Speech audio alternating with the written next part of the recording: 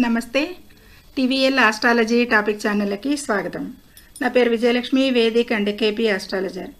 ఈ వీడియోలో డిసెంబర్ మాసంలో 8వ తేదీ నుండి 14వ తేదీ వరకు గోచార వార ఫలితాలు ఈ వీడియోలో 4 రాశుల గురించి తెలుసుకుందాము. వీడియో లెంగ్త్ ఎక్కువైపోతుంది కాబట్టి 3 పార్ట్లుగా చేయటం జరుగుతుంది. ఒక్కొక్క పార్ట్లో 4 రాశుల గురించి, మేషం, వృషభం, మిథునం, కర్కాటకం గురించి ఇందులో తెలుసుకుందాము. అయితే చంద్రుడు ఈ వారంలో కర్కాటక రాశిలో, సింహరాశిలో, కన్యా రాశుల మీదుగా చంద్ర సంచారం జరుగుతుంది. ఖగోళంలో గ్రహాలు ఏ ఏ పరిస్థితుల్లో ఏ ఏ స్థితి పొంది ఉన్నాయి అంటే రాశుల వారీగా చెప్పుకుంటూ ఏ ఏ గ్రహాలు ఆ రాశికి అనుకూలం ఉన్నాయో తెలుసుకుందాము. ముందుగా ఛానల్ని సబ్స్క్రైబ్ చేయగలరు, షేర్ చేయగలరు, లైక్ చేయగలరు. ధన్యవాదములు. ఇక మేషరాశి. మేషరాశి వారికి ఈ డిసెంబర్ మాసం 8వ తేదీ నుండి 14వ తేదీ వరకు కూడా చంద్రుడు మేషరాశి నుంచి 4, 5, 6 రాశుల మీదుగా చంద్ర సంచారం జరుగుతుంది. మేషరాశి వారికి 4, 5, 6 అంటే వారంలో 3 వంతులు చంద్రబలం తక్కువగా ఉంది. వారాంతంలో 2 రోజులు చంద్రబలం ఉంటుంది వీరికి అని చెప్పచ్చు. అయితే ఈ వారంలో ఇతర గ్రహాలు ఏ ఏ బలంగా ఉన్నాయి, ఏ ఏ అనుకూలతలు లేవు అనేది చెప్పాలంటే ఇక డిసెంబర్ 8 నుంచి కూడా కర్కాటక రాశి నుంచి గురువు మిథున రాశికి రావటం జరుగుతుంది. తృతీయంలో ఉన్న కర్కాటకం చతుర్థంలో ఉన్నా కానీ వృషభ రాశి వారికి గురు బలం తక్కువగా ఉంటుంది. అయితే 5లో కేతు సంచారం కూడా బలం లేదు అని చెప్పచ్చు. 6లో గ్రహం లేదు, 7లో గ్రహం లేదు. 8లో మాత్రం ఇక రవి అనుకూలంగా లేడు, ఇక బుధుడు అనుకూలంగా లేడు. బుధుడు మిశ్రమంగా అనుకూలంగా ఉంటాడు, శుక్రుడు మిశ్రమంగా అనుకూలంగా ఉంటాడు. అయితే నవమంలో కుజ సంచారం ధనుసు రాశిలో స్థితి పొంది ఉన్నాడు. ఈ వారం అంతా కూడా ఈ గ్రహాలు ఇక్కడే ఉంటాయి. ఇలాగే పెద్ద మార్పులు ఏమి ఉండవు, గ్రహ మార్పులు ఉండవు, చెందవు. వృశ్చిక రాశిలోనేమో శుక్రుడు, బుధుడు, రవి సంచారం, కుజుడు ధనుసు రాశిలో. వీరెవరూ కూడా ఇప్పటి వరకు కూడా అనుకూలంగా లేరు ఈ గ్రహాలన్నీ కూడా. ఇక 11లో రాహు సంచారం అనుకూలంగా ఉంది. అదే వ్యయస్థానంలో శని సంచారం కూడా అనుకూలం లేదు ఈ మేషరాశి వారికి. ఓన్లీ చంద్రబలం కూడా 3 అంతులు లేదు, ఒక రాహు ఒకడే అనుకూలిస్తున్నాడు అనేది చెప్పటం జరుగుతుంది. అయితే శుక్రుడు కొద్దిపాటి అనుకూలతలు ఇస్తాడు మిశ్రమంగా, బుధుడు కూడా కొద్దిపాటి అనుకూలతలు. ఏదేమైనా కానీ గ్రహానుకూలత ఈ వారంలో ఈ మేషరాశి వారికి చాలా తక్కువ ఉంది అనేది చెప్పచ్చు. అయితే ఈ విషయాల్లో ఎక్కువగా కొన్ని అంశాల వారీగా చెప్పుకుందాము క్లుప్తంగా. వాటి పరిహారాలు కూడా చెప్పుకోవడం జరుగుతుంది తర్వాత. ఇక వృషభ రాశి వారి మేషరాశి వారికి ఆర్థిక పరిస్థితి చూస్తే గనక మిశ్రమంగా ఫలితాలు ఉంటాయి. పెట్టుబడుల విషయంలో తొందరపడకూడదు ఈ వారంలో. వీరు ఆరోగ్యం పట్ల కూడా వీరు ఎక్కువగా శ్రద్ధ తీసుకోవాల్సి ఉంటుంది. చిన్నపాటి ఆరోగ్య సమస్యలు తలెత్తవచ్చు. ఇక వృత్తి వ్యాపారాలలో అనుకూలమైన ఫలితాలు ఉంటాయి ఈ మేషరాశి వారికి ఈ వారంలో. ప్రారంభించిన పనులైతే మాత్రం సకాలంగా పూర్తి చేస్తారు, చాలా ఉత్సాహవంతంగా చేస్తారు అనేది చెప్పచ్చు. విద్యార్థులు అయితే కనుక చదువుపై ఎక్కువగా ఫోకస్ పెట్టాలి, ఝాస్ తగ్గుతుంది, వారికి అనుకూలంగా లేదు, వారికి కష్టపడాల్సిందే. విద్యార్థులు చదువుపై మరింత శ్రద్ధ పెట్టాలి ఎక్కువగా. సంబంధాల విషయాలకు వస్తే కనుక కుటుంబ సభ్యులతో సత్సంబంధాలు బాగానే ఉంటాయి అని చెప్పచ్చు. ప్రశాంతమైన వాతావరణమే నెలకొంటుంది ఈ వారంలో వీరికి మేషరాశి వారికి. ఇక ప్రయాణాలు చేసేటప్పుడు మాత్రం కొద్దిపాటి జాగ్రత్తలు తీసుకోవాల్సి ఉంటుంది. కొద్ది అనుకూలతలు తక్కువ ఉన్నాయి కాబట్టి జాగ్రత్తలు పాటించండి. ఆస్తి సంబంధిత విషయాలలో ఆలోచించి నిర్ణయాలు తీసుకోవాలి. ఈ వారం అనుకూలంగా లేదు. కొత్త అప్పులు చేయకుండా ఉండటం అయితే చాలా మంచిది. ఆర్థిక స్థితి బలహీనపడకుండా ఉండాలి అంటే కనుక.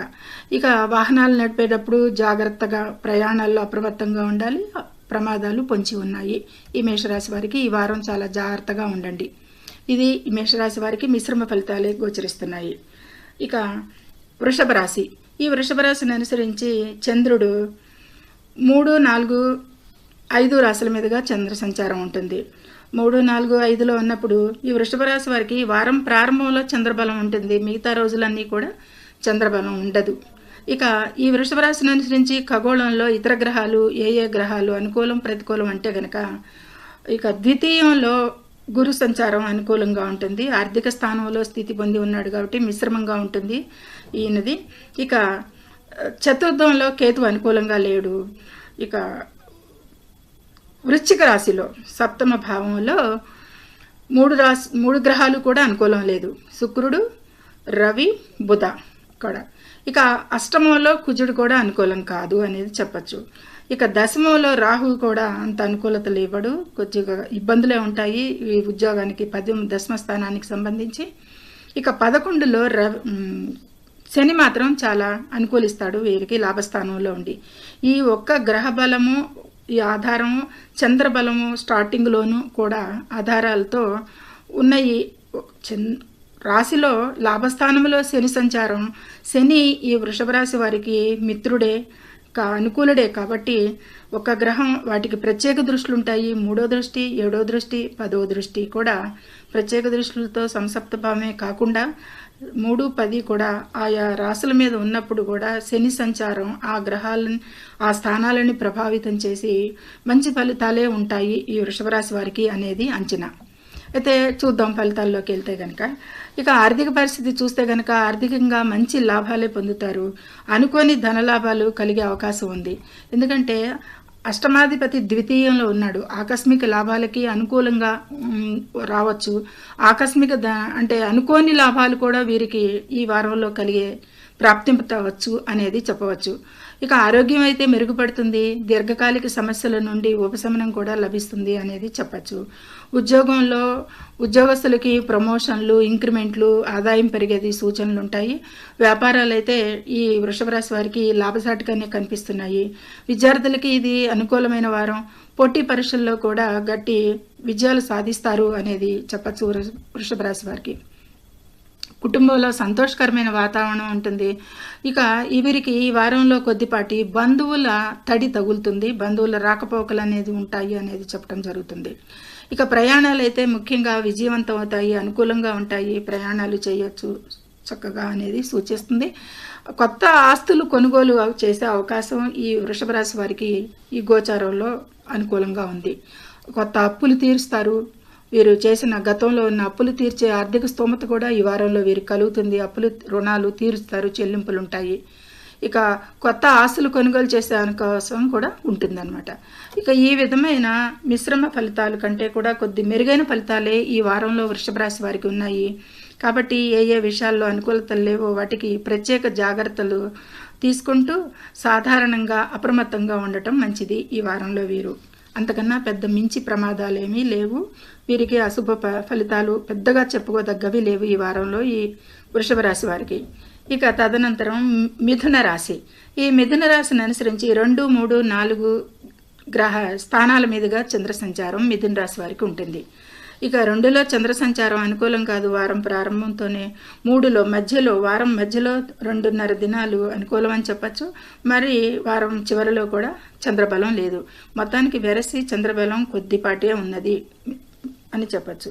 ఇక మిథున రాశి నుంచి గ్రహాలు ఏ గ్రహాలు అనుకూలంగా ఉన్నాయి ఎట్ ప్రజెంట్ ఖగోళంలో, ఏ రాశిల్లో అనుకూలంగా ఉన్నాయి, ఏ భావాలకి అంటే రాశిలోనే గురు సంచారం అంత అనుకూలంగా ఏమీ లేదు అనేది సూచిస్తుంది. ఇక వారి ప్రత్యేక దృష్టిల వల్ల కొద్దిపాటి అనుగ్రహం రావచ్చు.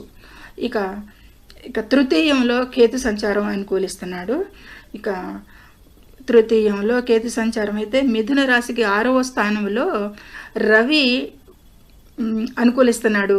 బుధుడు, శుక్రుడు అనుకూలంగా లేడు. మళ్ళీ అక్కడ సప్తమ స్థానంలో కుజుడు కూడా అనుకూలించట్లేదు. మిథున రాశికి 9లో రాహు సంచారం, 10లో శని సంచారం కూడా అనుకూలత లేవు. ఏది ఏమైనా ఈ మిథున రాశి వారికి గ్రహానుకూలత చాలా తక్కువగా ఉంది ఈ వారంలో. కాబట్టి కొద్దిపాటి జాగ్రత్తలతో ఏ విషయాల్లో జాగ్రత్త తీసుకోవాలో తెలుపుకుందాము.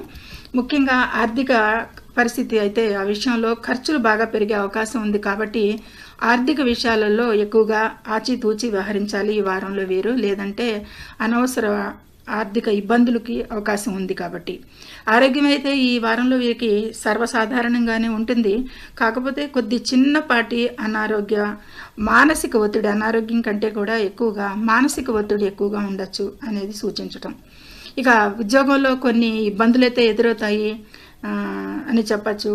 సహోద్యోగులతో జాగ్రత్తగా ఉండాలి. ముఖ్యంగా వ్యాపారంలో పెట్టుబడులు పెట్టడానికి ఇది సరైన సమయం కాదు. ఉద్యోగంలో కొద్దిపాటి మార్పులకు కూడా అవకాశం కనిపించవచ్చు ఈ వారంలో అనేది చెప్పటం. ఇక విద్యార్థులైతే కొంత శ్రమ అవసరం. ఉపాధ్యాయులను అడిగి వారికి తెలియనివన్నీ తెలుసుకుంటూ వారి ఓపిక అవసరం విద్యార్థులకి ఈ వారంలో. వారిని అడిగి తీసుకుంటూ ఉండాలి.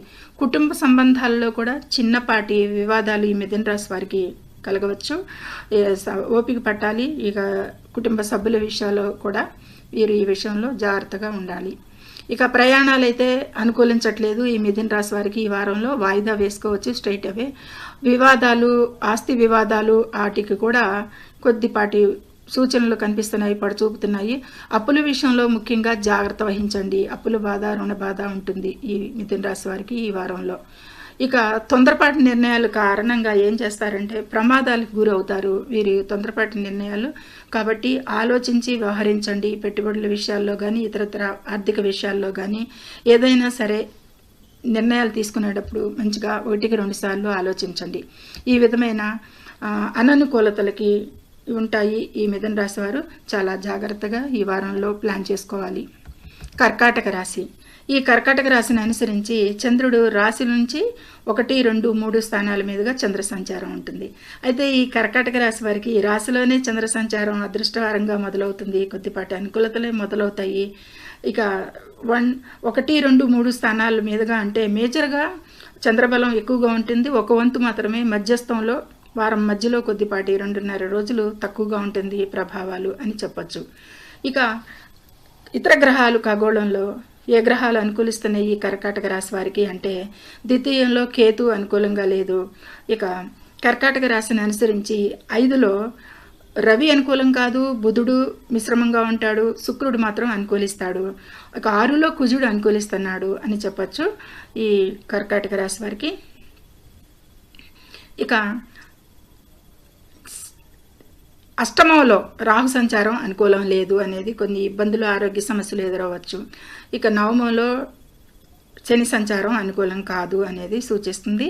ఈ కర్కాటక రాశి వారికి మొన్నటి వరకు రాశిలోనే సంచరించిన గురువు ఇప్పుడు 7వ తారీఖు నుండి కూడా మిథున రాశికి వ్యయస్థానంలో సంచారం కూడా అంత అనుకూలం లేదు అనేది చెప్పచ్చు. వీరికి కూడా గ్రహ పరిస్థితి కొంచెం అప్ అండ్ డౌన్స్గా ఉన్న మిశ్రమ ఫలితాలు అని ఉంటాయి అనేది చెప్పచ్చు. ఇక ఆర్థిక పరిస్థితి అయితే వీరికి మెరుగుపడుతుందని చెప్పచ్చు. ఊహించని ఆదాయ వనరులు అయితే వివిధ ఆదాయ మార్గాలు ద్వారా అంటే ఇదివరకు గతంలో పెట్టిన పెట్టుబడులు అవ్వచ్చు, ఇతరత్ర ఏదన్నా వారికి ఇంకా వేరే ఆదాయ మార్గాలు ఏదన్నా ఉంటే వాటి నుంచి కూడా మంచి లాభాలు వస్తాయి అనేది సూచిస్తుంది. ఆరోగ్యం అయితే కనుక ఈ కర్కాటక రాశి వారికి ఈ వారం స్థిరంగా ఉంటుంది. కాకపోతే ఎక్కువగా శారీరక శ్రమ కోసం వ్యాయామంపై దృష్టి పెట్టండి. మంచి ఇదిగా ఆరోగ్యకరంగా ఉండటానికి. ఉద్యోగస్తులకైతే పనిలో మంచి గుర్తింపు లభిస్తుంది. వ్యాపారంలో కొత్త భాగస్వామ్యాలు ఏర్పడటానికి కూడా ఈ వారం అనుకూలంగా ఉంది.